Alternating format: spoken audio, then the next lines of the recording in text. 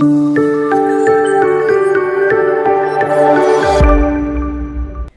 Every one, future plus അക്കാദമിയിലേക്ക് സ്വാഗതം. എൻ്റെ പേര് അളക. നമ്മളിന്ന് ഡീൽ ചെയ്യാൻ പോകുന്നത് BA സൈക്കോളജിയിലെ BPCC 103 ബ്ലോക്ക് 1 ഇൻഡിവിജ്വൽ ഡിഫറൻസിലെ യൂണിറ്റ് 2 അസസ്മെൻറ്റ് ഓഫ് പേഴ്സണാലിറ്റി ആണ്. ഇതിൽ നമ്മൾ ഇത്രയും കാര്യങ്ങളാണ് ഡിസ്കസ് ചെയ്യാൻ പോകുന്നത്. ഫസ്റ്റ് ഒരു ഇൻട്രൊഡക്ഷൻ ഉണ്ട്, പിന്നെ കൺസെപ്റ്റ് ഓഫ് സൈക്കോളജിക്കൽ അസസ്മെൻറ്റിൽ properties of a good test, ethics of psychological assessment നോക്കും, പിന്നെ പേഴ്സണാലിറ്റി അസസ്മെൻറ്റും അതിൻ്റെ യൂസസ് ഒക്കെ നോക്കും. ദെൻ മെത്തേഡ്സ് ഓഫ് പേഴ്സണാലിറ്റി അസസ്മെൻറ്റിൽ observation, interview, personality inventory, rating scale, behavioural data, situational test, projective techniques, ഇത്രയും കാര്യങ്ങളാണ് നമ്മൾ നോക്കാൻ പോകുന്നത്. അപ്പോൾ നമുക്ക് സ്റ്റാർട്ട് ചെയ്താലോ. So first, introduction. In the present unit, we will discuss the meaning and importance of personality assessment.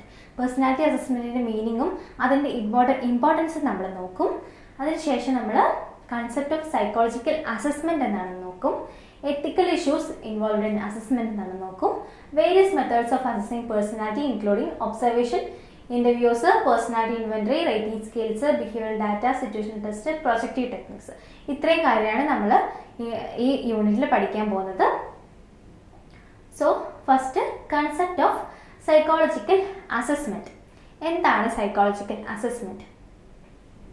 It is a scientific and standardized method of drawing conclusion about aspects of an individual such as motives, social trait, attitude, adjustment, interest. ഇത്രയും കാര്യങ്ങളൊക്കെ assess ചെയ്യുക, അതിനെയാണ് psychological assessment എന്ന് നമ്മൾ പറയുന്നത്. This psychological assessment of measurement of individual difference follows A systematic procedure. ഈ ഒരു assessment എന്ന് പറയുന്നത് എന്താ, ഒരു സിസ്റ്റമാറ്റിക് പ്രൊസീജിയറാണ്. നമുക്ക് തോന്നിയ പോലെയല്ല, ഇന്ന സ്റ്റെപ്സിലൂടെയാണ് ഇത് ചെയ്യേണ്ടതെന്നുള്ളൊരു സിസ്റ്റമാറ്റിക് പ്രൊസീജിയർ ഉണ്ട്. It help to describe, explain and predict behaviour. It helps in decision making and also providing guidance and counseling. So ഇത്രയും കാര്യങ്ങളാണ് നമ്മുടെ സൈക്കോളജിക്കൽ അസസ്മെൻറ്റ് ചെയ്യുന്നതുകൊണ്ട് നമുക്ക് സാധിക്കുന്നത്. Further, psychological assessment is used by psychologists in various fields such as education, career, clinical and organizational setup. ഇത്രയും സെറ്റപ്പിലൊക്കെ നമ്മൾ എന്ത് ചെയ്യുന്നുണ്ട്, ഈ ഒരു സൈക്കോളജിക്കൽ അസസ്മെൻറ്റ് നടത്തുന്നുണ്ട്. കാരണം എഡ്യൂക്കേഷൻ സിസ്റ്റത്തിൽ നമ്മുടെ സ്റ്റുഡൻസ് നന്നായിട്ടാണ് പഠിക്കുന്നത്, അവരുടെ മോട്ടിവേഷൻ എന്തൊക്കെയാണ്, ലേണിംഗ് എങ്ങനെയൊക്കെയാണെന്നൊക്കെ നമ്മൾ അസസ് ചെയ്യും. കരിയർ ആയിരിക്കുന്ന സമയത്തും ക്ലിനിക്കൽ ആയിരിക്കുന്ന സമയത്തും ഓർഗനൈസേഷൻ ഒക്കെ ആയിരുന്ന സമയത്തും അവിടുത്തെ സ്പെസിഫിക് ആസ്പെക്റ്റ് ഒക്കെ നമുക്ക് മെഷർ ചെയ്യേണ്ടി വരും. അപ്പോൾ അവിടെയൊക്കെ നമ്മൾ എന്ത് ചെയ്യും, സൈക്കോളജിക്കൽ അസസ്മെൻറ്റ് നമ്മൾ അപ്ലൈ ചെയ്യും. It also has relevance in the area of social psychology, neuro psychology, forensic psychology and practically every other branch of psychology. എല്ലാ ബ്രാഞ്ച് ഓഫ് സൈക്കോളജിയിലും നമ്മൾ ഈ ഒരു സൈക്കോളജിക്കൽ അസസ്മെൻറ്റ് നമ്മൾ യൂസ് ചെയ്യുന്നതായിരിക്കും. So principles of psychological assessment. നമ്മൾ psychological assessment നടത്തുമ്പോൾ follow ചെയ്യേണ്ട കുറച്ച് കാര്യങ്ങളുണ്ട്. അതാണ് ഇത്രയും കാര്യങ്ങൾ: systematic, ongoing, accurate, confidential, comprehensive and holistic. ഇത്രയും കാര്യങ്ങളാണ് principles of psychological assessment. First one നമുക്ക് നോക്കാൻ പോകുന്നത് കോംപ്രഹെൻസീവ് ആൻഡ് ഹോളിസ്റ്റിക് ആണ്. എന്ന് വെച്ചിട്ടുണ്ടെങ്കിൽ എല്ലാ റെലവൻറ്റ് ആസ്പെക്റ്റും നമ്മൾ കളക്ട് ചെയ്തിട്ട് ഒരു ഹോളിസ്റ്റിക് രീതിയിലായിരിക്കണം നമ്മളൊരു സൈക്കോളജിക്കൽ അസസ്മെൻറ്റ് നടത്തേണ്ടത്. അത് സോഷ്യോ കൾച്ചറൽ കോണ്ടെക്സ്റ്റും നമ്മൾ ഈ ഒരു കാര്യത്തിലേക്ക് നമ്മൾ എടുക്കേണ്ടതാണ്. അയാളുടെ ബിഹേവിയറും അയാളുടെ ബയോളജിക്കലായിട്ടുള്ള കാര്യങ്ങൾ മാത്രമല്ല, സോഷ്യോ കോണ്ടെക്സ്റ്റും കൂടെ നമ്മൾ ഇതിനകത്ത് കൺസിഡർ ചെയ്യണം. ദെൻ നെക്സ്റ്റ് ആണ് സിസ്റ്റമാറ്റിക്. അസസ്മെൻറ്റ് എന്ന് പറയുന്നത് ഒരു സിസ്റ്റമാറ്റിക് പ്രോസസ്സാണ്. ഞാൻ നേരത്തെ പറഞ്ഞ പോലെ നമുക്ക് തോന്നിയ പോലെ ചെയ്യാൻ പറ്റില്ല. അപ്പോൾ അതിൻ്റെ സ്റ്റെപ്സ് ഉണ്ട്. അതായത് സിസ്റ്റമാറ്റിക് എന്ന് വെച്ചിട്ടുണ്ടെങ്കിൽ നമ്മൾ ഈ ഒരു എങ്ങനെ അസസ് ചെയ്യുന്നത് എന്തിനാണ്, എന്തുകൊണ്ടാണ്, എങ്ങനെയാണെന്നുള്ളൊരു ക്വസ്റ്റ്യൻ ആണ്. ആ ഒരു പ്ലാനിങ് ആണ് നമ്മൾ സിസ്റ്റമാറ്റിക് എന്ന് വെച്ചിട്ടുണ്ടെങ്കിൽ ഉദ്ദേശിക്കുന്നത്. അപ്പോൾ ഒരു അസസ്മെൻറ്റ് നടത്തണമെങ്കിൽ ആദ്യം എന്ത് ചെയ്യണം, deciding the objectives or goal of assessment. അസസ്മെൻറ്റിൻ്റെ ഒബ്ജക്റ്റീവും ഗോളും ഒക്കെ നമ്മൾ ഡിസൈഡ് ചെയ്യണം. അതിനുശേഷം അപ്രോപ്രിയേറ്റ് ആയിട്ടുള്ളൊരു അസസ്മെൻറ്റ് ടെക്നിക്ക് നമ്മൾ കണ്ടെത്തണം. അതിനുശേഷം ആ ഒരു ടെസ്റ്റ് അസസ്മെൻറ്റ് ടൂൾ എന്ത് ചെയ്യണം, അതിൽ അഡ്മിനിസ്റ്റർ ചെയ്യണം. അതേപോലെ തന്നെ ഡാറ്റ കളക്ട് ചെയ്യണം. അതിനുശേഷം സ്കോറിങ്ങും ഇൻ്റർപ്രിട്ടേഷനും ഒക്കെ നടത്തിയ ശേഷം integrating data from different sources to get a holistic picture. ഒരു holistic picture കിട്ടാൻ വേണ്ടിയിട്ട് ഈ ഒരു ഡാറ്റയെ നമ്മൾ ഇൻ്റഗ്രേറ്റ് ചെയ്യണം. പല ഫീൽഡുമായിട്ട് പല റിസൾട്ട്സുമായിട്ട് ഇത് ഇൻ്റഗ്രേറ്റ് ചെയ്യണം. അതിനുശേഷം formulating the implication of assessment information data for various areas of clients life. ഇത്രയും കാര്യങ്ങളാണ് നമ്മളൊരു സൈക്കോളജിക്കൽ അസസ്മെന്റിൽ സിസ്റ്റമാറ്റിക് ആയിട്ട് നമ്മൾ ചെയ്യുന്ന കാര്യം. ദെൻ നെക്സ്റ്റ് വൺ ഓൺഗോയിങ് ആണ്. അതായത് നമ്മൾ ഈ ഒരു സൈക്കോളജിക്കൽ അസസ്മെന്റ് ഒരു വൺ ടൈം ആക്ടിവിറ്റി അല്ല, ഒരാൾക്ക് ഒരു സമയത്ത് ചെയ്ത് നിർത്തേണ്ട ഒരു ആക്ടിവിറ്റി അല്ല. അതൊരു ഓൺഗോയിങ് ആയിട്ടുള്ള, അതായത് കണ്ടിന്യൂസ് ആയിട്ടൊരു അയാളുടെ ഡൈനാമിക് നേച്ചർ ഓഫ് ബിഹേവിയർ നമ്മൾ ക്യാപ്ചർ ചെയ്തുകൊണ്ടിരിക്കണം. എന്നാൽ മാത്രമേ ആ ഒരു ഫ്ലോ, ആ ഒരു മാറ്റങ്ങളൊക്കെ നമുക്ക് കറക്റ്റായിട്ട് മനസ്സിലാവുള്ളൂ. സോ നെക്സ്റ്റ് ആണ് accurate. നെക്സ്റ്റ് പ്രിൻസിപ്പിൾ ആണ് അക്യുറേറ്റ് ആയിരിക്കണം. It should be accurate in terms of assessing what it intends to measure. Reliability and validity should be ensured. Reliable ആയിരിക്കണം, വാലിഡ് ആയിരിക്കണം. അതായത് എന്താണോ നമ്മൾ മെഷർ ചെയ്യാൻ ആഗ്രഹിക്കുന്നത് അത് തന്നെ നമുക്ക് കിട്ടണം. മാത്രമല്ല ആ കിട്ടുന്ന റിസൾട്ട് എന്തായിരിക്കണം, കൺസിസ്റ്റന്റ് ആയിരിക്കണം. ഒരു സിമിലർ റിസൾട്ട് പിന്നീട് ചെയ്താലും നമുക്ക് സിമിലർ ആയിട്ടുള്ള ഒരു റിസൾട്ട് നമുക്ക് കിട്ടണം. അപ്പോൾ ഇതാണ് അക്യുറേറ്റ് എന്നുള്ള ഒരു വേർഡ് കൊണ്ട് നമുക്ക് ഉദ്ദേശിച്ചത്. നെക്സ്റ്റ് ആണ് കോൺഫിഡൻഷ്യൽ. അതായത് നമ്മളിപ്പോൾ അസസ്മെന്റിലൂടെ കിട്ടുന്ന കാര്യം, ഇപ്പോൾ ഒരാൾ നമ്മൾ അസസ്മെന്റ് ചെയ്തു, അയാൾക്ക് സ്കീസോഫ്രീനിയ ആയിട്ടെന്ന് മനസ്സിലായി, അല്ലെങ്കിൽ ബൈപ്പോളർ ഉണ്ടെന്ന് മനസ്സിലായി, അല്ലെങ്കിൽ അയാൾക്ക് മറ്റേതെങ്കിലും ഡീവിയൻ ബിഹേവിയർ ഉണ്ടെന്ന് നമുക്ക് മനസ്സിലായി. അപ്പോൾ നമ്മൾ എന്ത് ചെയ്യണം, ആ ഒരു ഡാറ്റ എന്ത് ചെയ്യണം, കോൺഫിഡൻഷ്യൽ ആയിട്ട് വെക്കണം. അയാളുടെ പേഴ്സണൽ ഇൻഫർമേഷൻസ് ആയാലും അയാൾക്ക് ഈ ഒരു ഇന്റർപ്രിട്ടേഷനിൽ കൂടെ കിട്ടിയ ഡാറ്റ ആണെങ്കിലും നമ്മൾ കോൺഫിഡൻഷ്യൽ ആയിട്ട് നിർത്തണം. അവർക്ക് പ്രൈവസി എന്നുള്ളൊരു കാര്യമുണ്ട്. അപ്പോൾ നമ്മൾ ആ ഡാറ്റ എന്ത് ചെയ്യണം, must be kept confidential. The individual or client needs to be ensured about it. ആ ഒരു ക്ലയന്റിനോട് നമ്മൾ എൻഷുർ ചെയ്യണം, നിങ്ങളുടെ ഡാറ്റ ഒരിക്കലും പുറത്തു പോവില്ല, മറ്റാരും അറിയില്ല, കോൺഫിഡൻഷ്യൽ ആയിരിക്കും എന്നുള്ള കാര്യം നമ്മൾ ഈ സൈക്കോളജിക്കൽ അസസ്മെന്റിന് മുന്നേ അവരെ ബോധ്യപ്പെടുത്തണം. Then next, difference between psychological assessment and psychological test. നിങ്ങൾ സിമിലർ ആയിട്ട് കേട്ട സാധനങ്ങളായിരിക്കും സൈക്കോളജിക്കൽ ടെസ്റ്റും അസസ്മെന്റും. അതായത് രണ്ട് വ്യത്യസ്തങ്ങളായിട്ടുള്ള കാര്യങ്ങളാണ്. സൈക്കോളജിക്കൽ ടെസ്റ്റ് എന്ന് വെച്ചിട്ടുണ്ടെങ്കിൽ ഇറ്റ്സ് എൻ ഒബ്ജക്റ്റീവ് ടൂൾ. ഒരു ഒബ്ജക്റ്റീവ് ടൂളാണ്. നമ്മൾ ചെയ്യുന്ന പേപ്പർ പെൻസിൽ ടെസ്റ്റസ് ഒക്കെ ഇല്ലേ, അങ്ങനെ എല്ലാ ടെസ്റ്റസും എന്താണ്, ഒബ്ജക്റ്റീവ് ടൂളാണ്. It's a psychological test. It's a standardized measure of tool. അതൊരു സ്റ്റാൻഡർഡൈസ് ആയിട്ടുള്ള സാധനമാണ്. അതായത് അത് എങ്ങനെ ചെയ്യണം, ഒരു പ്രീഡിഫൈൻഡ് ആയിട്ടുള്ളൊരു കറക്റ്റ് ആൻഡ് ഇൻകറക്റ്റ് റെസ്പോൺസ്. ഇന്ന് റെസ്പോൺസ് കറക്റ്റ് ആണ്, ഇത് ഇൻകറക്റ്റ് ആണെന്നുള്ളൊരു പ്രീഡിഫൈൻ ചെയ്തിട്ടുണ്ടാവും. അതിൻ്റെ സ്കോറിങ് ആദ്യമേ കണ്ടുപിടിച്ചിട്ടുണ്ടാവും. ഇൻ്റർപ്രിട്ടേഷനും ഒരു സ്റ്റാൻഡർഡൈസ്ഡ് ആയിട്ടുള്ള സാധനമായിരിക്കും.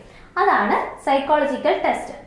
ഇതിൽ are majorly self report, objective type, paper pencil test. Self report ആവാം, ഒബ്ജക്റ്റീവ് ടൈപ്പ് ആവാം, അല്ലെങ്കിൽ പേപ്പർ പെൻസിൽ ടെസ്റ്റ് ഒക്കെയാണ് ഈ ഒരു സൈക്കോളജിക്കൽ ടെസ്റ്റിൽ വരുന്നത്. It helps ensure easy administration scoring. ഇത് പ്രീഡിറ്റർമൈൻഡ് ആയിട്ടുള്ള സ്കോറിംഗ് ഒക്കെ ഉള്ളതുകൊണ്ട് തന്നെ, നമ്മൾ ആദ്യം കണ്ടുപിടിച്ചതുകൊണ്ട് തന്നെ അതിൻ്റെ അഡ്മിനിസ്ട്രേഷൻ സ്കോറിംഗ് ഒക്കെ എന്താണ്, ഈസിയാണ്. ഇനി അടുത്ത സൈക്കോളജിക്കൽ അസസ്മെന്റ് എന്താണെന്ന് നോക്കാം. It's a broad evaluation of individual which may include psychological testing, surveys, observation, interview, history or demographical information of the client, etc. അതായത് it gives a complete and comprehensive evaluation of the aspect behavior under study. അതായത് അയാൾ ഈ ഒരു psychological test മാത്രമല്ല, മറിച്ച് അയാൾക്ക് എന്ത് ചെയ്യാം, സർവേസും ഒബ്സർവേഷൻ, ഇൻ്റർവ്യൂ, അതേപോലെ തന്നെ ഹിസ്റ്ററി, ഡെമോഗ്രഫിക് ഇൻഫർമേഷൻസ് ഒക്കെ കളക്ട് ചെയ്ത ശേഷം ആ ഒരു ഇൻഫർമേഷൻസിലേക്ക് നമ്മൾ കൂടുതൽ ഇൻഫർമേഷൻസ് ആഡ് ചെയ്യുന്ന പ്രോസസ്സാണ് സൈക്കോളജിക്കൽ അസസ്മെൻറ്റ്. അതായത് ഒരു കൗൺസിലിംഗ് സൈക്കോളജിസ്റ്റിൻ്റെ അടുത്ത് ഒരു ക്ലയൻറ്റ് വന്നു, അയാൾക്ക് അഡ്ജസ്റ്റ്മെൻറ്റ് ഇഷ്യൂസ് ആണ്. അപ്പോൾ സൈക്കോളജിസ്റ്റ് എന്ത് ചെയ്യും, അയാൾക്ക് അഡ്ജസ്റ്റ്മെൻറ്റ് ഇൻവെൻട്രി കൊടുക്കും. അങ്ങനെ കൊടുത്തിട്ട് ആ റിസൾട്ട് കിട്ടിയതിന് പുറമെ അദ്ദേഹം അവരോട് ക്വസ്റ്റ്യൻസ് ചോദിക്കും, ഇൻ്റർവ്യൂ ചെയ്തിട്ട് അവരുടെ ഇഷ്യൂ എന്താണെന്ന് മനസ്സിലാക്കിയെടുക്കും. അപ്പോൾ പുറമെ ഈ ഒരു സൈക്കോളജിക്കൽ ടെസ്റ്റിൻ്റെ റിസൾട്ടിന് പുറമെ നമുക്ക് ഈ ഒരു ഇൻ്റർവ്യൂ ചെയ്തൊരു റിപ്പോർട്ടും കൂടെ കിട്ടും. Thus, psychological assessment is used by psychologists for assessing the behavior, attitude, personality, etc. of the individual and drawing conclusions about it. അതുകൊണ്ട് തന്നെ സൈക്കോളജിക്കൽ അസസ്മെന്റ് ഒരു ബ്രോഡ് ആയതുകൊണ്ട് തന്നെ നമുക്ക് അവരുടെ പേഴ്സണാലിറ്റിയെ കുറിച്ചും ആറ്റിറ്റ്യൂഡിനെ കുറിച്ചും ബിഹേവിയറിനെ കുറിച്ചൊക്കെ ഒരു ബ്രോഡ് ആസ്പെക്ട് തന്നെ നമുക്ക് കിട്ടും. Then properties of a good test. ഒരു സൈക്കോളജിക്കൽ ടെസ്റ്റ് നല്ലതാണ്, ഗുഡ് ടെസ്റ്റ് ആണെന്ന് പറയണമെങ്കിൽ അതിന് 4 പ്രോപ്പർട്ടീസ് ഉണ്ട്. First one, standardization, next norms, then reliability and validity. First one, standardization. Standardization വെച്ചിട്ടുണ്ടെങ്കിൽ യൂണിഫോമിറ്റി ഇൻ അഡ്മിനിസ്ട്രേഷൻ, അതായത് ഓരോ വ്യക്തിക്കും ഒരേ രീതിയിലായിരിക്കണം അഡ്മിനിസ്ട്രേഷൻ ഉണ്ടാവുക. അതായത് നമ്മളിപ്പോൾ ഏതെങ്കിലും ഒരു ടെസ്റ്റ് എടുത്തിട്ടുണ്ടെങ്കിൽ അഡ്മിനിസ്ട്രേഷൻ എന്ന് പറഞ്ഞൊരു പോർഷൻ ഉണ്ടാവും ആ ഒരു സ്കെയിലിൽ. അപ്പോൾ ആ ഓരോ വ്യക്തിക്കും പല രീതിയിലായിരിക്കണം എന്നല്ല, എല്ലാവർക്കും ഒരേപോലെ അഡ്മിനിസ്റ്റർ ചെയ്യാൻ പറ്റുന്ന സ്റ്റാൻഡേർഡ് ആയിട്ടുള്ളൊരു അഡ്മിനിസ്ട്രേഷൻ ആയിരിക്കും അതിനുണ്ടാവുക. അതാണ് സ്റ്റാൻഡർഡൈസേഷൻ കൊണ്ട് ഉദ്ദേശിക്കുന്നത്. സ്കോറിങ്ങും ഇന്റർപ്രിട്ടേഷനും ഒക്കെ എന്തായിരിക്കും, സ്റ്റാൻഡർഡൈസ് ആയിരിക്കും. ഓരോ it ensure that there is no variation even if it's administered by different researchers individual. പല റിസർച്ചേഴ്സ് അഡ്മിനിസ്റ്റർ ചെയ്താലും പല ഇൻഡിവിജ്വൽസിൽ കണ്ടക്ട് ചെയ്താലും ഒരു സ്റ്റാൻഡർഡൈസ്ഡ് പ്രൊസീജിയർ ആയിരിക്കും അതിനുണ്ടായിരിക്കുക. So the respondents get the same instruction regarding how to take the test and answer it. So next ആണ് norms. Norms എന്ന് വെച്ചിട്ടുണ്ടെങ്കിൽ നമ്മളിപ്പോൾ ഒരു ടെസ്റ്റ് ഡെവലപ്പ് ചെയ്തെന്ന് വിചാരിക്കാം. അപ്പോൾ ആ ടെസ്റ്റ് നമുക്ക് നേരിട്ട് പോയി മറ്റുള്ളവരിൽ ചെയ്യാൻ പറ്റൂല. അതിന് മുന്നേ നമ്മളൊരു റെപ്രസെൻറ്റേറ്റീവ് സാമ്പിൾ ഉണ്ടാക്കും. അതായത് നമ്മുടെ ഒരു കുറച്ച് പേരെ നമ്മൾ സെലക്ട് ചെയ്തിട്ട് ഒരു റെപ്രസെൻറ്റേറ്റീവ് സാമ്പിളായിട്ട് അവരുടെ സ്കോറൊക്കെ നമ്മൾ എന്ത് ചെയ്യും, ഒരു ഡാറ്റയായിട്ട് ഒബ്റ്റെയിൻ ചെയ്തെടുക്കും. അതിനെയാണ് നോംസ് എന്ന് പറഞ്ഞത്. അതിനുശേഷം പലർക്കും ഇങ്ങനെ ടെസ്റ്റ് നടത്തും. ടെസ്റ്റ് നടത്തിയ ശേഷം അവരുടെ സ്കോറും ഈ നോംസില്ലേ നമ്മൾ റെപ്രസെൻറ്റേറ്റീവ് സാമ്പിളിൽ കിട്ടിയ സ്കോറും അതും തമ്മിൽ കമ്പയർ ചെയ്യും. ഒരേ ഏജ് ഗ്രൂപ്പ് ഉള്ളവർ തമ്മിലൊക്കെ നമ്മളിങ്ങനെ കമ്പയർ ചെയ്യും. അപ്പോൾ എന്നിട്ട് അത് ഈ ഒരു എന്ത് പറയും, ഈ ഒരു റെപ്രസെൻറ്റേറ്റീവ് സാമ്പിളിനോട്ട് നോക്കുമ്പോൾ ലോ ആണോ ഹൈ ആണോ ആവറേജ് ആണോ പെർഫോമൻസും കൂടെ നമുക്ക് ഡിറ്റർമൈൻ ചെയ്യാൻ പറ്റും. The scores of an individual taking the test later on are compared with the norms of standards to identify the relative standing of the individual as compared to the standardized sample. ഈ standardised ആയിട്ടുള്ള സാമ്പിളായിട്ട് എത്ര relating ആണ് നമ്മുടെ ഈ present sample, നമ്മുടെ study sample എന്ന് പറയുന്നത് നമുക്ക് ഈ നോംസിലൂടെ നമുക്ക് മനസ്സിലാക്കാൻ പറ്റും. നെക്സ്റ്റ് ആണ് റിലയബിലിറ്റി. റിലയബിലിറ്റി എന്ന് വെച്ചിട്ടുണ്ടെങ്കിൽ the consistency of the scores obtained by individual on a test. അതായത് ഒരാളൊരു ടെസ്റ്റ് നടത്തി കുറേ നാൾ കഴിഞ്ഞ ശേഷം അയാൾ അത് വീണ്ടും റിപ്പീറ്റ് ചെയ്തിട്ടുണ്ടെങ്കിൽ ഒരു സിമിലർ ആയിട്ടുള്ള റിസൾട്ട് കിട്ടണം. അങ്ങനെയാണെങ്കിൽ അത് റിലയബിൾ ആണെന്ന് പറയും. നേരെ മറിച്ച് ഒട്ടും ബന്ധമില്ലാത്ത ഒരു റിസൾട്ട് ആണെങ്കിലോ ടെസ്റ്റ് റിലയബിൾ അല്ല എന്നാണ് അതിനർത്ഥം. വാലിഡിറ്റി ആണെങ്കിലോ the test measures what it intends to measure.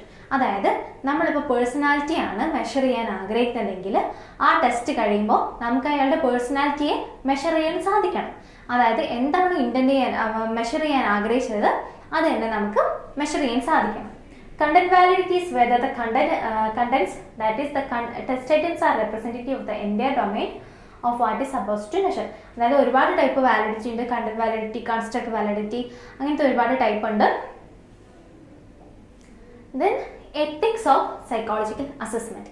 ഒരു സൈക്കോളജിക്കൽ അസസ്മെന്റ് നടത്തുന്ന സമയത്ത് നമുക്ക് കുറച്ച് എത്തിക്കൽ ഗൈഡ് ലൈൻസ് ഒക്കെ നമ്മൾ പാലിക്കേണ്ടതായിട്ടുണ്ട്. They are aimed at guarding the rights of the clients or respondent. അതായത് നമ്മൾ ഈ എക്സ്പെരിമെൻ്റ് ഒക്കെ ചെയ്യുന്ന ക്ലയൻറ്റിൽ, ഈ അസസ്മെൻ്റ് ഒക്കെ ചെയ്യുന്ന ക്ലയൻറ്റിൽ ഒരു എന്താ അവരുടെ റൈറ്റ്സ് ഒക്കെ അവർക്ക് ഒരുപാട് അവകാശങ്ങളുണ്ടല്ലേ, അപ്പോൾ അതൊക്കെ നമ്മൾ എന്ത് ചെയ്യും, സംരക്ഷിക്കപ്പെടണം.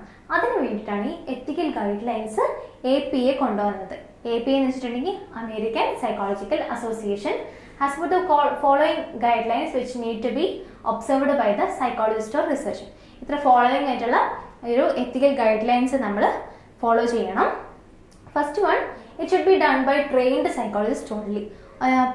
ആരെങ്കിലും പോയി ഇത് ചെയ്താലൊന്നും നടത്താൻ പറ്റില്ല. പക്ഷേ ഒരു ട്രെയിൻഡ് ആയിട്ടുള്ള സൈക്കോളജിസ്റ്റിന് മാത്രമേ ഒരു സൈക്കോളജിക്കൽ ടെസ്റ്റ് നടത്താൻ പറ്റുള്ളൂ. It is unethical to use a psychological test without having a formal degree and training of the same. അതായത് ഒരു ഫോർമൽ ഡിഗ്രി ഇല്ലാതെ ട്രെയിനിങ് ഇല്ലാതെ ഒരു ടെസ്റ്റും ഒരാളും കണ്ടക്ട് ചെയ്യാൻ പാടില്ല. The psychologist should know about the test, its administration, scoring and interpretation procedure. അതായത് ആ ടെസ്റ്റിനെ കുറിച്ച് അറിഞ്ഞിരിക്കണം, അതിൻ്റെ സ്കോറിങ്ങിനെ കുറിച്ചും ഇൻ്റർപ്രിട്ടേഷനെ കുറിച്ചൊക്കെ ആ ഒരു സൈക്കോളജിസ്റ്റിന് അറിവുണ്ടായിരിക്കണം. How it should be familiar with the test items, how it was developed and the norms of the fourth test must select proper test for psychological assessment keeping in mind the age group, conditions and objective of testing individual client. ഇത്രയും കാര്യങ്ങൾ എന്ത് ചെയ്യണം, psychologist മൈൻഡിൽ keep ചെയ്യണം. Then third ആണ്, the client should be briefed about the intents and use of the test before the conduction of any psychological test. ഒരു സൈക്കോളജിസ്റ്റിക് test ഒരാൾ conduct ചെയ്യുന്ന സമയത്ത് അവരോട് നമ്മൾ പറയണം ഇന്ന കാര്യങ്ങളൊക്കെയാണ് നമ്മൾ മെഷർ ചെയ്യാൻ പോകുന്നത് എന്നൊക്കെ പറഞ്ഞിട്ട് ആ ഒരു സ്റ്റഡീനെ പറ്റി നമ്മൾ എന്ത് ചെയ്യണം, ഡീബ്രീഫ് ചെയ്ത് കൊടുക്കണം അവർക്ക്. This is called informed consent. അതായത് അവരുടെ കൺസെൻറ്റ് നമ്മൾ എഴുതി വാങ്ങിക്കും.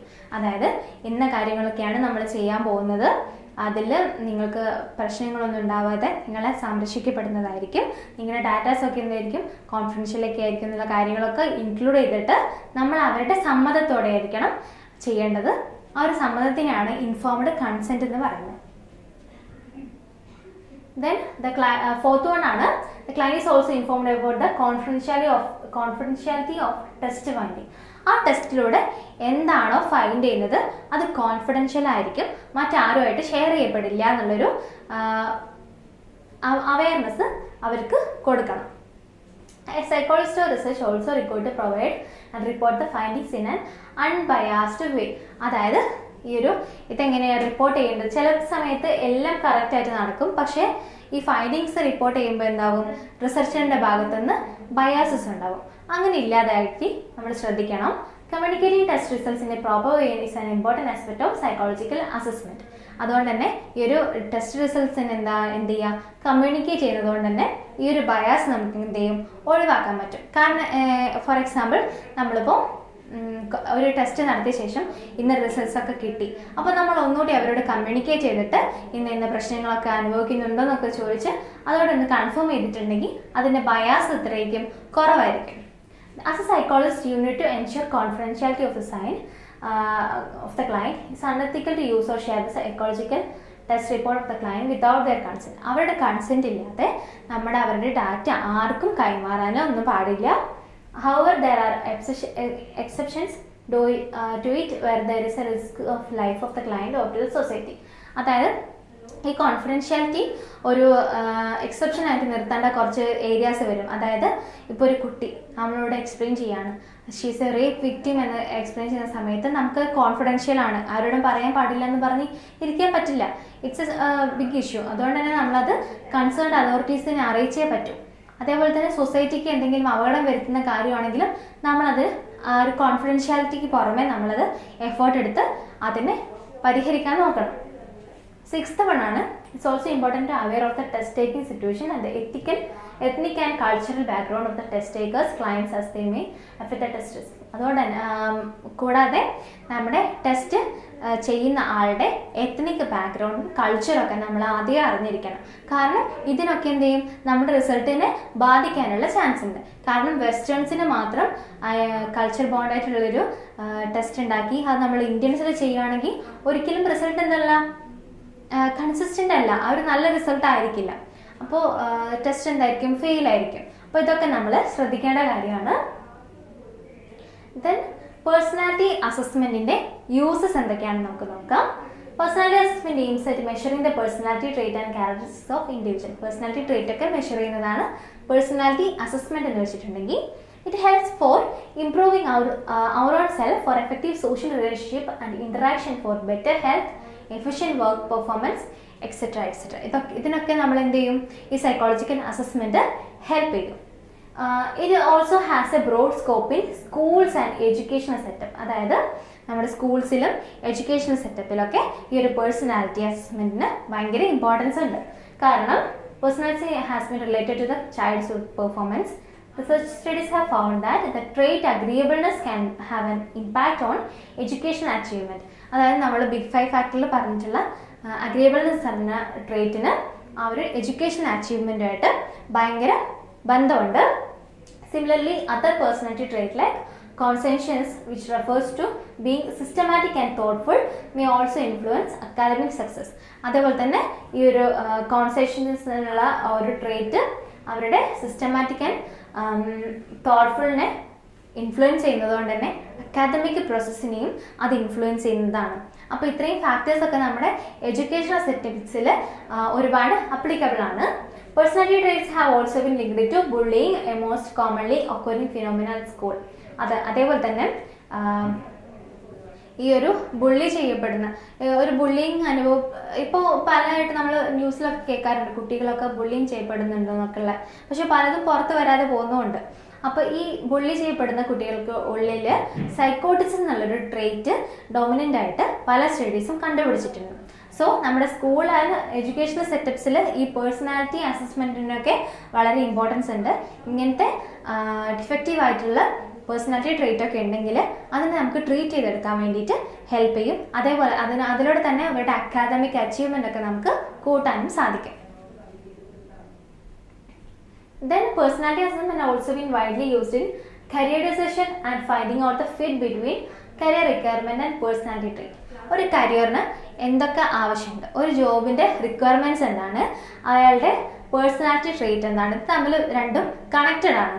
അപ്പോൾ ഈ ഒരു കരിയർ റിക്വയർമെൻറ്റും അയാളുടെ പേഴ്സണാലിറ്റി ട്രേറ്റുമായിട്ട് ബന്ധപ്പെട്ട് പോകുന്നുണ്ടോ എന്നുള്ളത് നോക്കാനും ഈ ഒരു സൈക്കോളജിക്കൽ അസസ്മെൻറ്റ് നമ്മളെ ഹെൽപ്പ് ചെയ്യുന്നുണ്ട്. Some specific traits are required for some careers without which one will not be able to do well in those careers. അതായത് ചില ഈ എക്സ്ട്രോവേർട്ടഡ് ആയിട്ടുള്ള ആളുകൾക്ക് ഈ ഒരു മാർക്കറ്റിംഗ് അങ്ങനെയൊക്കെ പോകാൻ പറ്റുള്ളൂ അല്ലേ. മറ്റുള്ളവരായിട്ട് പുതിയ റിലേഷൻസ് ഒക്കെ ഫോം ചെയ്തിട്ട് എക്സൈറ്റിംഗ് ആയിട്ട് ആക്ടിവേറ്റ് ആയിട്ട് നിൽക്കുന്ന ആളുകൾക്ക് ആ ഒരു ഫീൽഡ് ചൂസ് ചെയ്യാൻ പറ്റുള്ളൂ. അല്ലാത്ത പക്ഷം നമുക്കത് ആ ഒരു കരിയറായിട്ട് മുന്നോട്ട് പോകാൻ പറ്റാത്തൊരവസ്ഥ വരും. അപ്പോൾ ഈ ഒരു കരിയർ ഫീൽഡിൽ നമ്മുടെ സൈക്കോളജി പേഴ്സണാലിറ്റി അസസ്മെൻ്റ് ഒക്കെ അപ്ലൈ ചെയ്യാൻ പറ്റുന്നതാണ്. Then the clinical use of personality assessment is reflected in the use of the personality test for diagnosis of personality disorder. It has an implication for counseling also. നമ്മുടെ ഒത്തിരി personality disorders ഉണ്ട്. അതേപോലെ തന്നെ കൗൺസിലിങ്ങിലും നമ്മുടെ ഈ ക്ലിനിക്കലിനെ കൂടാതെ ഈ കൗൺസിലിങ്ങിലും നമുക്ക് ഈ സൈക്കോളജിക്കൽ അസസ്മെൻറ്റ് ചെയ്യാൻ പറ്റും. Then personality has bearing on our health and well-being. Health പ്രാക്ടീസസിലും ഒക്കെ നമ്മുടെ ഈ ഒരു പേഴ്സണാലിറ്റി അസസ്മെൻറ്റ് നമുക്ക് അപ്ലൈ ചെയ്യാൻ പറ്റും. For example, extraversion and concentration to be related to healthier lifestyle and openness to experience was found to be related to more risky behaviors like taking drugs. ഈ ഒരു ഓപ്പൺനെസ് എന്ന് പറഞ്ഞൊരു factor നമ്മളെ risky behaviour ആയിട്ടുള്ള taking drugs ഒക്കെ take ചെയ്യുന്നൊരു behaviour ആയിട്ട് connection ഉണ്ടെന്നാണ് നമ്മുടെ ഹെൽത്ത് സൈക്കോളജിസ്റ്റുകളൊക്കെ പറയുന്നത്. അപ്പോൾ നമ്മുടെ ഫസ്റ്റ് നമ്മൾ പറഞ്ഞു സ്കൂൾസ് ആൻഡ് എഡ്യൂക്കേഷൻ സെറ്റപ്പിൽ അപ്ലൈ ചെയ്യാൻ പറ്റും, പിന്നെ കരിയർ ഡിസിഷൻ മേക്കിങ്ങിൽ അപ്ലൈ ചെയ്യാൻ പറ്റും, പിന്നെ പേഴ്സണാലിറ്റി ഡിസോർഡേഴ്സിലും അതായത് ക്ലിനിക്കലിലും കൗൺസിലിങ്ങിലും അപ്ലൈ ചെയ്യാൻ പറ്റും, പിന്നെ ഹെൽത്ത് ആൻഡ് വെൽബീങ്ങിലും അപ്ലൈ ചെയ്യാൻ പറ്റും. Personality assessment also important in the industrial and organisation context. ഒരു ഇൻഡസ്ട്രിയിൽ അല്ലെങ്കിൽ ഓർഗനൈസേഷനിലും നമുക്ക് പേഴ്സണാലിറ്റി അസസ്മെന്റ് അപ്ലൈ ചെയ്യാൻ പറ്റും. കാരണം it becomes essential to have people managing skills, adaptability, perseverance, managing emotions, leadership qualities, etc. to function effectively. ഒരു ഓർഗനൈസേഷനിൽ നല്ലോണം എഫക്റ്റ് ചെയ്യണമെങ്കിൽ ഇത്രയും ഫാക്ടേഴ്സ് ഒക്കെ വേണം. അപ്പോൾ ഇത്രയും ഫാക്ടേഴ്സ് ഒക്കെ ആൾക്കുണ്ടെങ്കിൽ മാത്രമേ അയാൾ ആ ഓർഗനൈസേഷനിൽ ഫിറ്റായി പോവുള്ളൂ എന്നുണ്ടെങ്കിൽ നമുക്ക് അത് മെഷർ ചെയ്യാൻ വേണ്ടിയിട്ട് എന്ത് ചെയ്യാം, ഈ ഒരു പേഴ്സണാലിറ്റി അസസ്മെൻറ്റ് യൂസ് ചെയ്യാം. It is required to work in team, motivate and encourage others and communicate effectively. In fact, personality traits contribute to more to job performance, job satisfaction and success in the organization than the academic degrees only. കൂടാതെ application of personality assessment can also be seen in many other fields such as sports and military setting. സ്പോർട്സിലും military സെറ്റിങ്ങിലും കൂടെ നമുക്ക് ഈ ഒരു application of personality assessment കാണാൻ പറ്റും. കാരണം defence services require a person to work in typical condition and with a typical work structure and hierarchy. അതായത് ഈ ഡിഫൻസ് സർവീസസിലൊക്കെ ഒരു എല്ലാ സാധാരണക്കാർക്കും പോകാൻ പറ്റിയെന്ന് വരില്ല. കാരണം അവിടെ ഡീൽ ചെയ്യണമെന്നുണ്ടെങ്കിൽ എന്താ സ്പെഷ്യൽ സ്കിൽസ് ഒക്കെ വേണം. ഒരു സ്പെഷ്യൽ വർക്ക് സെറ്റിംഗ് തന്നെയാണ്, ഒരു സ്പെഷ്യൽ ഹൈറാർക്കി തന്നെയാണ് അവിടെ ഉള്ളത്. അപ്പോൾ അതുമായിട്ട് ഒത്തുപോകുന്ന ആൾക്കാർക്ക് അത് സാധിക്കുള്ളൂ. As a person needs to have specific personality trait. Then methods of personality assessment ആണ്. പേഴ്സണാലിറ്റി അസസ്മെൻറ്റിൻ്റെ മെത്തേഡ്സ് രണ്ട് മെത്തേഡാണ് മെയിനായിട്ട് പറയുന്നത്, ഡയറക്റ്റ് മെത്തേഡും ഇൻഡയറക്റ്റ് മെത്തേഡും. ഡയറക്റ്റ് മെത്തേഡിൽ ഇതാ ഇത്രയും കാര്യങ്ങളുണ്ട്: observation, interview, personality inventory or questionnaire, rating scales, behavioural data, situational test. ഇനി ഇൻഡയറക്റ്റ് മെത്തേഡ്സിലാണ് വരുന്നത് എന്ത്, പ്രൊജക്റ്റീവ് ടെക്നിക്സ്. ഇത്രയും tests methods of personality assessment നമ്മൾ നോക്കാം. ഫസ്റ്റ് വൺ ആണ് ഒബ്സർവേഷൻ. ഒബ്സർവേഷൻ എന്ന് പറയുന്നത് ഒരു ഡയറക്റ്റ് മെത്തേഡാണ്. അതായത് ഒരു പേഴ്സണെ നമ്മൾ ഡയറക്റ്റ്ലി എന്ത് ചെയ്യുക, ഒബ്സർവ് ചെയ്യണം, അയാളുടെ ബിഹേവിയറും പേഴ്സണാലിറ്റിയും ഒക്കെ. Person is directly observed in different situations. Observation is two types. Involvement according to the involvement of a psychologist. ഒരു സൈക്കോളജിസ്റ്റ് എങ്ങനെയാണ് പെരുമാറുന്നതെന്ന് നോക്കിയിട്ട് അയാളുടെ ഇൻവോൾവ്മെൻറ്റിനനുസരിച്ചിട്ട് ഒബ്സർവേഷൻ 2 ടൈപ്പ് ഉണ്ട്. പാർട്ടിസിപ്പൻ്റ് ഒബ്സർവേഷൻ മെത്തേഡും നോൺ പാർട്ടിസിപ്പൻ്റ് അല്ലെങ്കിൽ നാച്ചുറലിസ്റ്റിക് ഒബ്സർവേഷൻ മെത്തേഡും. അതിൽ ഫസ്റ്റത്തെ പാർട്ടിസിപ്പൻ്റ് ഒബ്സർവേഷൻ മെത്തേഡിൽ psychologist become A part of the group under observation. അതായത് ഇപ്പോൾ ഒരു എത്നിക് ഗ്രൂപ്പിൽ നമ്മൾ പഠിച്ചുകൊണ്ടിരിക്കുകയെന്ന് വിചാരിക്കാം. അപ്പോൾ ആ സൈക്കോളജിസ്റ്റ് എന്ത് ചെയ്യും, അവരുടെ കൂട്ടത്തിൽ നിന്നിട്ട് അവരെക്കുറിച്ച് പഠിക്കും. അതായത് ആ ഒരു ഒബ്സർവേഷനിൽ എന്താണ്, ഈ ഒരു ഒബ്സർവറും പാർട്ടിസിപ്പേറ്റ് ചെയ്യുന്നുണ്ട്. Self experience may help the psychologist understand personality and patterns of behaviour in A much better വേ. അതുകൊണ്ട് എന്ത് ചെയ്യുന്നുണ്ട്, അവരുടെ കൂടെ തന്നെ ഇടപഴകുന്നത് കൊണ്ട് തന്നെ ഒരു സെൽഫ് എക്സ്പീരിയൻസ് അയാൾക്ക് അച്ചീവ് ചെയ്യാൻ പറ്റുന്നുണ്ട്. ദെൻ അടുത്തതാണ് നോൺ പാർട്ടിസിപ്പൻ്റ് അല്ലെങ്കിൽ നാച്ചുറലിസ്റ്റിക് ഒബ്സർവേഷൻ മെത്തേഡ്. ഇതിൽ ഒബ്സർവർ എന്താ ചെയ്യുക, നമ്മുടെ റിസർച്ചർ എന്താ ചെയ്യുക വെച്ചിട്ടുണ്ടെങ്കിൽ ദൂരെ നിന്ന് ഇവരെ ഒബ്സർവ് ചെയ്യുകയേ ചെയ്യത്തുള്ളൂ. അവരുടെ നേച്ചുറലിസ്റ്റിക് എൻവയോൺമെൻറ്റിൽ ഒരു മാറ്റവും വരുത്താതെ പുറമെ നിന്ന് അവരെ ഒബ്സർവ് ചെയ്തുകൊണ്ടിരിക്കും വിത്തൗട്ട് എനി ഇൻ്റർഫറൻസ്. ഇതിൻ്റെ ഒരു ഡ്രോബാക്ക് എന്ന് പറയുന്നത് ഇറ്റ്സ് ടൈം കൺസ്യൂമിങ്. അതായത് ഒബ്സർവേഷന് നമ്മൾ ഒരുപാട് സമയം എടുക്കുന്നുണ്ട്.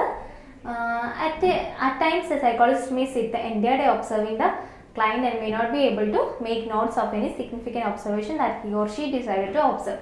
അതായത് ഈ ഒരു നോൺ പാർട്ടിസിപ്പൻ്റ് അല്ലെങ്കിൽ നേച്ചുറലിസ്റ്റിക് ഒബ്സർവേഷൻ ആയിരിക്കുമ്പോൾ നമ്മൾ ചിലപ്പോൾ സൈക്കോളജിസ്റ്റ് ഒരു ഡേ ഫുള്ള് ഇരുന്നാൽ പോലും നമ്മൾ ഡിസൈഡ് ആയിട്ടുള്ളൊരു ബിഹേവിയർ അയാൾക്ക് ഒബ്സർവ് ചെയ്യാൻ സാധിച്ചു എന്ന് വരില്ല. ചിലപ്പോൾ പിറ്റേന്ന് പോകേണ്ടി വരും. ആ ഒരു ഫുൾ ഡേ എന്തായി, വേസ്റ്റായി. അപ്പോൾ ഒരു ടൈം കൺസ്യൂമിങ് ആണ് ഈ ഒരു observation. Then observation method is useful in specific situations. For example, observing the child's behavior in a home setting, or the teacher observing the child in the school setting, or psychologist observing the client in a clinical setting.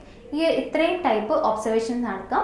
നമുക്ക് പാരൻറ്റിന് എന്ത് ചെയ്യാം, കുട്ടിയെ observe ചെയ്യാം, ടീച്ചേഴ്സിന് കുട്ടിയെ observe ചെയ്യാം, പിന്നെ അതേപോലെ തന്നെ സൈക്കോളജിസ്റ്റിന് ക്ലയൻറ്റിനെ ഒബ്സർവ് ചെയ്യാം. Observation needs to be done systematically and record needs to be maintained properly. It can contain information such as time of observation, duration of observation, context of observation and frequency of observation in a day. അതിൽ നമ്മൾ total time നോക്കാം, അതിൻ്റെ duration നോക്കാം, പിന്നെ ഏത് ടൈമിലാണ് observation നടത്തിയത്, അതിൻ്റെ ഡ്യൂറേഷൻ, അതിൻ്റെ ഒബ്സർവേഷൻ്റെ കോണ്ടെക്സ്റ്റ്, ഏത് സിറ്റുവേഷനിലാണ് അത് നടത്തിയത്, ഒബ്സർവേഷനിൽ ഒരു ദിവസത്തിൽ എത്ര ഫ്രീക്വൻ്റ് ആയിട്ട് നടക്കുന്നുണ്ട്, ആ ഒരു പെർട്ടിക്കുലർ ബിഹേവിയർ എത്ര ഫ്രീക്വൻ്റ് ആയിട്ട് നടക്കുന്നുണ്ട്. ഇത്രയും കാര്യങ്ങളൊക്കെ നമുക്ക് ഒബ്സർവേഷനിൽ നോക്കാം. ഇനി ഇതിൻ്റെ അഡ്വാൻറ്റേജസ് ആണ് നോക്കുന്നത്. It offers first hand information when the individual is actually engaging in a behavior, so it may be more accurate. അതുകൊണ്ട് നമുക്കിത് ഡയറക്റ്റ്ലി നമ്മൾ ഒബ്സർവ് ചെയ്തതുകൊണ്ട് തന്നെ ഫസ്റ്റ് ഹാൻഡ് ഇൻഫർമേഷൻ കിട്ടും. അതുകൊണ്ട് തന്നെ it may be more accurate ആയിരിക്കും. അതേപോലെ അതിന് കുറച്ച് ലിമിറ്റേഷൻസ് ഉണ്ട്. 2 ലിമിറ്റേഷൻസ് ആണ്, ഒബ്സർവർ ബയാസും ഒബ്സർവർ എഫക്റ്റും. First one, observer bias. The person who is observing have his own biases, beliefs and value system which may affect the observation process and interpretation of the observation data. അതായത് ഒബ്സർവറിന് തന്നെ അയാൾക്ക് ഒരുപാട് belief സിസ്റ്റംസും അയാളുടെ തിങ്കിങ്ങും കാര്യങ്ങളൊക്കെ ഈ ഒരു value സിസ്റ്റമൊക്കെ നമ്മുടെ ഈ ഒബ്സർവേഷനെ ബാധിക്കും. അതാണ് ഒബ്സർവർ ബയാസ്. ഇനി ഒബ്സർവർ എഫക്റ്റ് ആണ്. It refers to the effect on the person because of the fact of being observed. The person may become conscious and may not show the natural response of the behavior. അതായത് ഒരാൾ നമ്മൾ observe ചെയ്യുന്നുണ്ടെങ്കിൽ നമ്മൾ ഒരിക്കലും നമ്മുടെ actual behaviour കാണിക്കാൻ സാധ്യതയില്ല. അതിനെ മോഡിഫൈ ചെയ്തിട്ട് കുറച്ചുകൂടി നല്ല ബിഹേവിയറായിട്ട്, നല്ല ആളായിട്ട് പുറമെ കാണിക്കാൻ വേണ്ടിയിട്ടേ നമ്മൾ ശ്രമിക്കുള്ളൂ. അതാണ് ഈ ഒബ്സർവർ എഫക്റ്റ്. ദെൻ നെക്സ്റ്റ് വരുന്ന മെത്തേഡാണ് ഇൻ്റർവ്യൂസ്. ഇൻ്റർവ്യൂസിൽ നമ്മൾ ക്വസ്റ്റ്യൻസ് ആസ്ക് ചെയ്യും about his or her behavior. The interview may be semi-structured or even unstructured without having any specific question, and it starts flowing as the dialogue between the interviewer and the interviewee proceeds. അതായത് പിന്നെ interview എന്താവാം, structured ആവാം, unstructured ആവാം, semi structured ആവാം. Unstructured ആവുന്ന സമയത്ത് നമ്മൾ questions ഒന്നും ആദ്യമേ പ്രിപ്പയർ ചെയ്ത് വെക്കൂല. ആദ്യം നമ്മൾ എന്താണ് ചോദിക്കുന്നത് അതിൽ നിന്ന് അവർ തരുന്ന കാര്യങ്ങളിൽ നിന്ന് നമ്മൾ അടുത്ത ലീഡ് ഉണ്ടാക്കി പുതിയ പുതിയ ക്വസ്റ്റ്യൻസ് ഉണ്ടാക്കുന്നതാണ് അൺസ്ട്രക്ചേർഡ്. സെമി സ്ട്രക്ചേർഡ് ആവുന്ന സമയത്ത് ഇതേപോലെ തന്നെ നമ്മൾ ക്വസ്റ്റ്യൻസ് ഒക്കെ പ്രിപ്പയർ ചെയ്ത് പോവുമെങ്കിലും നമ്മൾ അത്ര സ്ട്രക്ചേർഡ് അല്ല. സ്ട്രക്ചേർഡ് ആവുന്ന സമയത്ത് നമ്മൾ ഇന്ന ക്വസ്റ്റ്യൻസ് മാത്രമേ ചോദിക്കൂ എന്നുള്ളൊരു ഐഡിയ ആദ്യമേ ഉണ്ടാക്കി വയ്ക്കും. അതനുസരിച്ചിട്ടായിരിക്കും ചെയ്യേണ്ടാവുക. Interview questions are predefined based on which the interview can be structured, semi-structured or unstructured. Structured interview എന്താണെന്ന് നോക്കാം.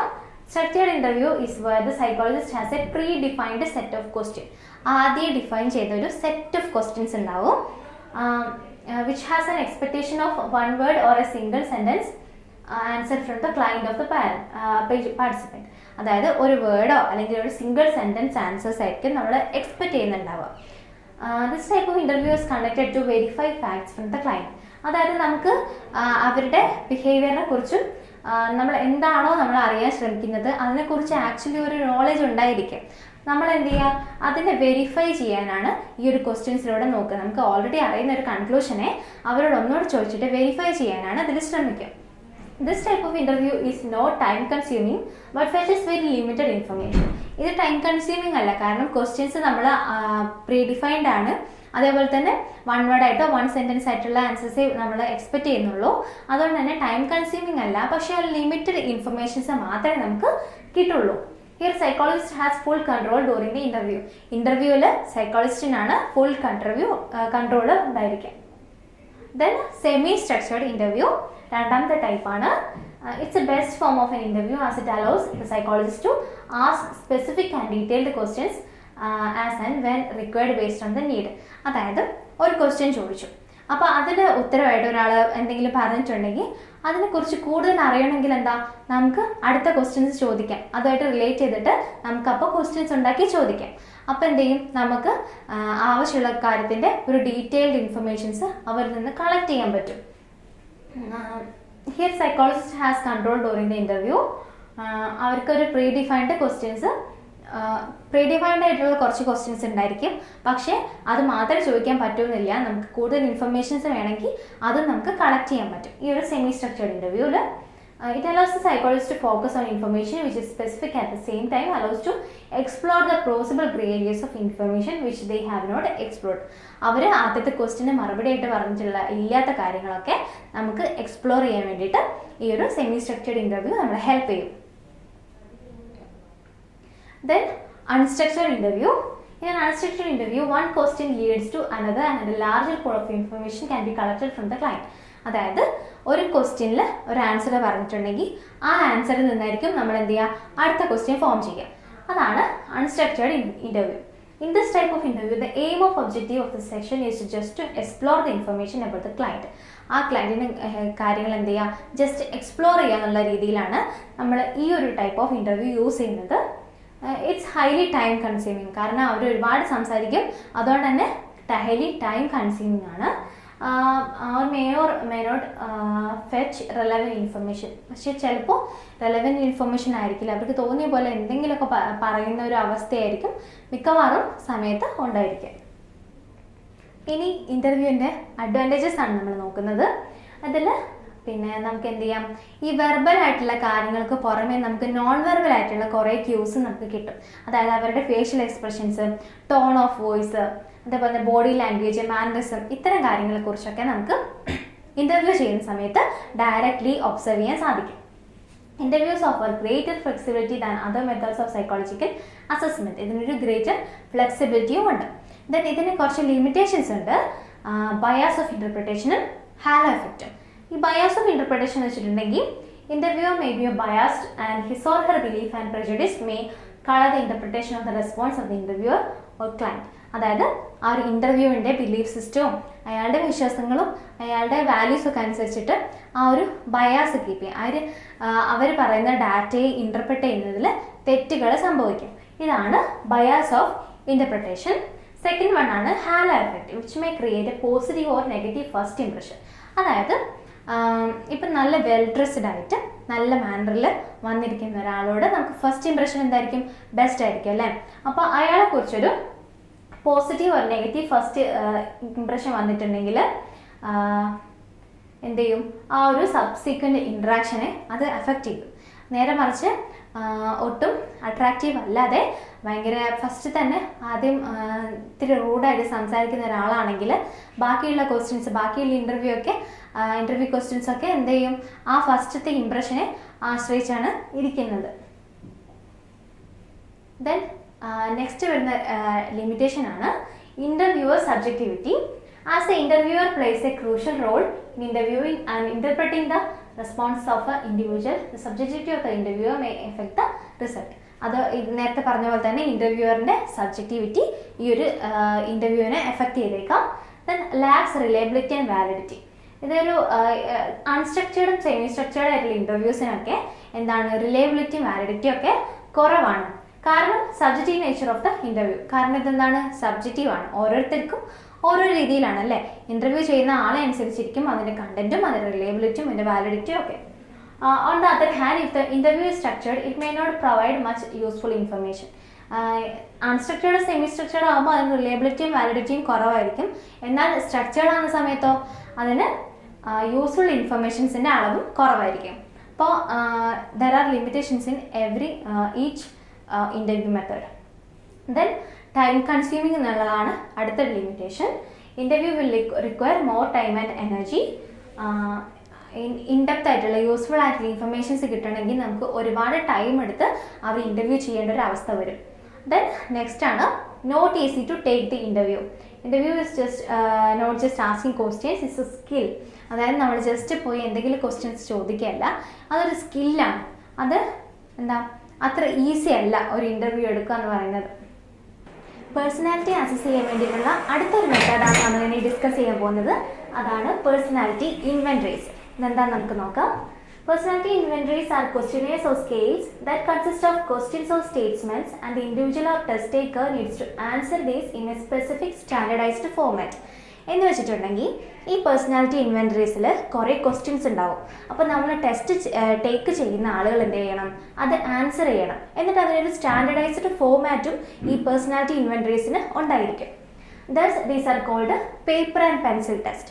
അതായത് പേപ്പർ പെൻസിൽ ടെസ്റ്റ് എന്ന് കൂടെ നമ്മളിത് പറയും. അതിനകത്ത് പേപ്പർ പെൻസിൽ, അതേപോലെ നമുക്കിപ്പോൾ ക്വസ്റ്റ്യൻസ് ഒക്കെ ആൻസർ ചെയ്യാൻ വേണ്ടിയിട്ട് ഇത്തരം കാര്യങ്ങളൊക്കെ വേണ്ടേ, അതുകൊണ്ട് തന്നെ അതിനെ പേപ്പർ പെൻസിൽ ടെസ്റ്റ് എന്ന് പറയും. അതേപോലെ തന്നെ ഈ ഒരു ടെസ്റ്റ് എന്ത് ചെയ്യാം, നമുക്ക് കമ്പ്യൂട്ടറിലും നടത്താൻ പറ്റും അല്ലേ. നമ്മൾ ഒരുപാട് ടെസ്റ്റസ് ഒക്കെ അതേപോലെ ഈ നമ്മൾ എക്സാംസ് ഒക്കെ കമ്പ്യൂട്ടറിൽ ചെയ്തിട്ടില്ലേ, അതേപോലെ തന്നെ കമ്പ്യൂട്ടറൈസ്ഡ് ചെയ്യുമ്പോൾ കമ്പ്യൂട്ടറൈസ്ഡ് ടെസ്റ്റ് എന്നാണ് അതിനെ പറയുന്നത്. It's also called self report. അതായത് ഈ ക്വസ്റ്റ്യൻസ് ഒക്കെ നമ്മളെക്കുറിച്ച് തന്നെ നമ്മളോട് ചോദിക്കുകയാണ് അല്ലേ. നമ്മളെക്കുറിച്ച് നമ്മുടെ ഓരോ കാര്യങ്ങളും നമ്മൾ തന്നെ റിപ്പോർട്ട് ചെയ്യുകയാണ്. അതുകൊണ്ട് തന്നെ ഈ ഒരു പേഴ്സണാലിറ്റി ഇൻവെൻറ്ററീസിനെ നമ്മൾ എന്ത് ചെയ്യും, സെൽഫ് റിപ്പോർട്ട് എന്ന് കൂടെ വിളിക്കും. ഒബ്സർവേഷനിലൊക്കെ എന്താ ചെയ്യുക, നമ്മൾ അവരെ ഒബ്സർവ് ചെയ്യുക. അതുകൊണ്ട് അവരുടെ ഉള്ളിലുള്ള ശരിക്കുള്ള കാര്യങ്ങൾ നമുക്ക് കിട്ടണമെന്നില്ല. പക്ഷെ ഒരു ഇൻഡിവിജ്വൽ അയാളുടെ തന്നെ കാര്യങ്ങൾ സെൽഫ് റിപ്പോർട്ട് ചെയ്യുന്ന സമയത്ത് കുറച്ചുകൂടി ഒത്തൻറ്റിക് ആയിട്ടുള്ള കാര്യങ്ങൾ നമുക്ക് കിട്ടും. Personality inventories have a standardized list of items or questions and requires answers. Standardised ആയിട്ടുള്ള കുറച്ച് ക്വസ്റ്റ്യൻസ് ഉണ്ടാവും. ആൻസേഴ്സ് എങ്ങനെയാണ് ഉണ്ടാവുക, അഗ്രി, ഡിസഗ്രി, അല്ലെങ്കിൽ യെസ്, നോ, ഇതേപോലെ തന്നെ കുറച്ചൊരു അഗ്രി, സ്ലൈറ്റ്ലി അഗ്രി, പിന്നെ ന്യൂട്രൽ, അല്ലെങ്കിൽ നമുക്ക് ഉത്തരം കിട്ടാത്ത സമയത്ത് അൺസർട്ടൈൻ എന്നൊക്കെ പറയും. അതിനുശേഷം സ്ലൈറ്റ്ലി ഡിസഗ്രി, പിന്നെ നല്ലോണം ഡിസഗ്രി, അങ്ങനെയുള്ള പല പല ഓപ്ഷൻസ് ആയിട്ടായിരിക്കും നമ്മുടെ ആൻസേഴ്സ് വരിക. അപ്പോൾ കുറച്ച് എക്സാമ്പിൾസ് ആണ് നമ്മുടെ personality ഇൻവെൻറ്ററീസിന്. MPI, 16PF, NEO-PI, MPTI, CPI, EPQ, EPPS, ഇങ്ങനെ ഇത്രയും കാര്യങ്ങളാണ് നമ്മുടെ പേഴ്സണാലിറ്റി ഇൻവെൻറ്ററീസിൻ്റെ എക്സാമ്പിൾസ് എന്ന് പറയുന്നത്. ഇതിൽ കൂടുതലുണ്ട്, പക്ഷേ റിനോൺ ആയിട്ടുള്ള പലരും ചെയ്യും. നമ്മുടെ ക്ലിനിക്കൽ സെറ്റിങ്സിലായാലും കൗൺസിലിങ്ങിലായാലും നമ്മൾ അധികം യൂസ് ചെയ്യുന്ന കുറച്ച് ഇൻവെൻറ്ററീസ് ആണിത്. The personality inventories usually assess a number of traits. ഒന്നോ രണ്ടോ ട്രേറ്റ്സ് അല്ല, നമുക്കൊരു നമ്പർ ഓഫ് ട്രേറ്റ്സിനെ തന്നെ ഇതിലൂടെ മെഷർ ചെയ്യാൻ സാധിക്കും. ദെൻ നമുക്ക് കുറച്ച് ഇമ്പോർട്ടൻ്റ് ആയിട്ടുള്ള പേഴ്സണാലിറ്റി ഇൻവെൻറ്ററീസിനെ കുറിച്ചൊന്ന് ജസ്റ്റ് ഒന്ന് നോക്കാം എന്തൊക്കെയാണെന്നുള്ളത്. നിങ്ങളിപ്പോൾ ഒരു ക്ലിനിക്കൽ സെറ്റിങ്സിലൊക്കെ വർക്ക് ചെയ്യാൻ പോയി എന്ന് വിചാരിക്കാം. അവിടെ നിങ്ങൾക്ക് എന്തായാലും ചെയ്യേണ്ടി വരുന്ന ഒരു ഇൻവെൻറ്ററി ആണ് MMPI, അതായത് Minnesota multiphasic personality inventory. It developed in 1930s. The MMPI has been researched a lot and revised. ഇതിനെക്കുറിച്ച് ഒരുപാട് റിസർച്ച് ചെയ്തിട്ട് കുറേ തവണ റിവൈസ് ചെയ്തൊരു പേഴ്സണാലിറ്റി ഇൻവെൻട്രിയാണ് എന്ത് MMPI. The latest version of it consists of MMPI-2. നമ്മൾ ഇപ്പോൾ ക്ലിനിക്കിലും മറ്റ് ഇടങ്ങളിലൊക്കെ നമ്മൾ യൂസ് ചെയ്യുന്ന ടെസ്റ്റ് ഫോം എന്ന് വെച്ചിട്ടുണ്ടെങ്കിൽ MMPI-2 ആണ്. മാത്രമല്ല MMPI അഡോളസെൻസിൽ പോപ്പുലേഷനിൽ നമ്മൾ നടത്തുന്ന MMPI അഡോളസെൻറ്റ്. ഇപ്പോൾ ഈ രണ്ടെണ്ണമാണ് നമ്മുടെ ലേറ്റസ്റ്റ് വേർഷൻ എന്ന് പറയുന്നത്. MMPI-2 consists of 567 true or false items and it has 10 scales and 4 validity scale. അതായത് ഇതിനകത്ത് 567 ഐറ്റംസ് ഉണ്ട്, ക്വസ്റ്റ്യൻസ് ഉണ്ട്. മാത്രമല്ല 10 സ്കെയിൽസ് ആയിട്ട് ഡിവൈഡ് ചെയ്യാനും 4 വാലിഡിറ്റി സ്കെയിലും ഈ MMPIക്ക് ഉണ്ട്. The test aims at assessing the likelihood of psychological disorders in the individual. നമ്മൾ നേരത്തെ പറഞ്ഞ പോലെ ക്ലിനിക്കൽ സെറ്റിംഗ്സിലാവുന്ന സമയത്ത് നമുക്ക് ക്ലയൻസിൻ്റെയൊക്കെ സൈക്കോളജിക്കൽ ഡിസോർഡർ ഉണ്ടോയെന്നൊക്കെ അറിയണം. അപ്പോൾ അതിനു വേണ്ടിയാണ് നമ്മുടെ ഈ ഒരു MMPI നമ്മൾ യൂസ് ചെയ്യുന്നത്. The MMPI-2 has also been modified and is called Minnesota Multiphasic Personality Inventory 2 Restructured Form. ഇത് നമ്മൾ മോഡിഫൈ ചെയ്ത മറ്റൊരു ഫോമാണ്. It was developed in 2008 and consists of 338 true or false items. ഇത്രയും ക്വസ്റ്റ്യൻസ്, അതാ 567 ക്വസ്റ്റ്യൻസ് എന്നൊക്കെ പറയുമ്പോൾ ആളുകൾക്ക് ചെയ്യാനൊരു ബുദ്ധിമുട്ടും അതേപോലെ തന്നെ റിലയബിലിറ്റി ഒക്കെ കുറഞ്ഞു വരുന്ന സമയത്താണ് ഈ ഒരു പുതിയ മോഡൽ കൊണ്ടുവന്നത് 2008. അതിൽ ഐറ്റംസ് കുറവാണ്, 388 ഐറ്റംസ് ആയിട്ട് അതിന് ചുരുക്കി. അതാണ് MMPI-2 RF എന്ന് പറയുന്നത്. The MMPI-A has been developed specifically for the adolescents with 478 items and the provision of age appropriate norms. അതായത് അഡോളസെൻസ് എന്നുള്ള പോപ്പുലേഷനിൽ മാത്രം കണ്ടക്ട് ചെയ്യാൻ പറ്റുന്നതാണ് MMPI-A അല്ലെങ്കിൽ MMPI അഡോളസെന്റ് എന്ന് പറയുന്നത്. അതിൽ എത്ര ഐറ്റംസ് ഉണ്ട്? 478 ഐറ്റംസ് ആണുള്ളത്. അതുകൊണ്ട് തന്നെ അതിന് ഏജ് അപ്രോപ്രിയേറ്റ് നോംസ് ഉണ്ട്. അതായത് നമ്മളിപ്പോൾ അഡോളസെൻസിന് മാത്രമാണ് നടത്തുന്നത്. അപ്പോൾ ഒരു അഡോളസെൻസിൽ കണ്ടക്ട് ചെയ്ത ഒരു നോം ഗ്രൂപ്പ് അവിടെ ഉണ്ടാവും. അപ്പോൾ ഏജ് അപ്രോപ്രിയേറ്റ് ആണ് ഈ ഒരു MMPI-A എന്ന് പറയുന്നത്. അതായത് മറ്റ് പോപ്പുലേഷൻസിൽ നമുക്ക് ചെയ്യാൻ പറ്റില്ല. Though MMPI was developed for assessing psychopathology, it has been used widely both for clinical and normal population. ഇത് നമ്മൾ നേരത്തെ പറഞ്ഞ പോലെ ഡിസോർഡേഴ്സ് അസസ് ചെയ്യാൻ വേണ്ടിയാണ് നമ്മൾ മെയിനായിട്ട് ഉണ്ടാക്കിയതെങ്കിലും നോർമൽ പോപ്പുലേഷനിലും ഇത് നമ്മൾ ചെയ്യാറുണ്ട്. MMPI has also been adopted an Indian population. അതായത് MMPI നമ്മൾ മറ്റ് സ്ഥലങ്ങളിൽ നമുക്ക് കൾച്ചറിന് ഓരോതിലും വ്യത്യാസമുണ്ട്. അതായത് വെസ്റ്റേൺ കൾച്ചറിലുള്ള ആളുകളുടെ സ്വഭാവമായിരിക്കില്ല നമ്മുടെ ഇന്ത്യൻസിൽ ഉണ്ടാവുക. അപ്പോൾ അതേപോലെ തന്നെ അപ്പോൾ അവർക്കുണ്ടാവുന്ന പ്രോബ്ലംസും കാര്യങ്ങളും ആയിരിക്കില്ല. അപ്പോൾ ആ ഒരു ഐറ്റംസ് എന്താണ്, നമുക്കത്ര റിലയബിൾ ആയിരിക്കില്ല.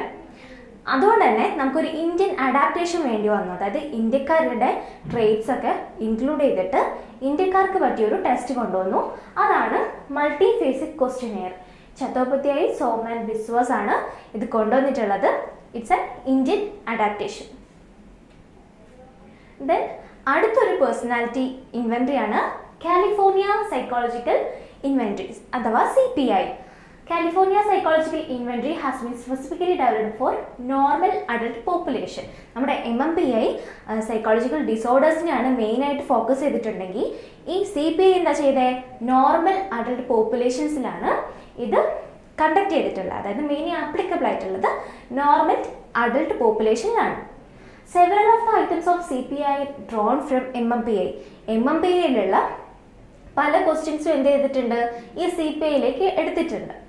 Recent version of CPI is 3rd edition.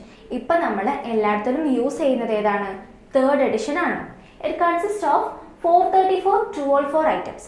434 true അല്ലെങ്കിൽ ഫോൾസ് എന്ന് ആൻസർ വരുന്ന ക്വസ്റ്റ്യൻസ് ആണ് ഇതിനകത്തുള്ളത്. ഇതിനകത്ത് 20 സ്കെയിൽസും ഉണ്ട്. A short form of CPI having 260 items is also available. ഈ ഒരു 434 അല്ലാതെ അതിനെ കട്ട് ചെയ്തിട്ട് 260 ഐറ്റംസ് ആയിട്ടുള്ളതും നമുക്ക് അവൈലബിൾ ആണ്. അടുത്തതാണ് neuroticism extraversion openness personality inventory revised, അതായത് NEO-PI-R. ഇത് നമ്മുടെ മെയിനായിട്ട് നിങ്ങൾ 5 ഫാക്ടർ മോഡൽ ഓഫ് പേഴ്സണാലിറ്റിയിൽ നമ്മൾ കേട്ടിട്ടുണ്ടാവും. ഈ മാക്രൈൻ കോസ്റ്റ് എന്ന് പറഞ്ഞിട്ടുള്ള ആളുകൾ 5 ഫാക്ടേഴ്സ് ഓഫ് പേഴ്സണാലിറ്റി ഉണ്ടെന്ന് പറഞ്ഞു. ആ 5 ഫാക്ടേഴ്സിനെ കൂടി അസസ് ചെയ്യുന്ന ഒരു പേഴ്സണാലിറ്റി ഇൻവെൻട്രി ആണ് നമ്മുടെ ഈ ഒരു NEO-PI-R. It is based on 5-factor model of personality. It's used with normal population, both adult as well as adolescents. അഡൽട്ടിൽ മാത്രമല്ല നമുക്ക് ഈ അഡോളസെൻസിലും ഈ ഒരു ക്വസ്റ്റിനെയർ, ഈ ഒരു ഇൻവെൻട്രി നമുക്ക് യൂസ് ചെയ്യാവുന്നതാണ്. The scale assesses 5 factors of personality such as നമ്മുടെ പേഴ്സണാലിറ്റി ഫാക്ടറിൽ പറഞ്ഞിട്ടുള്ള 5 ഫാക്ടറും നമുക്ക് എന്ത് ചെയ്യാം, ഇതിനകത്ത് അസസ് ചെയ്യാൻ പറ്റും. There are 6 subscales called facets under each of 5 dimensions.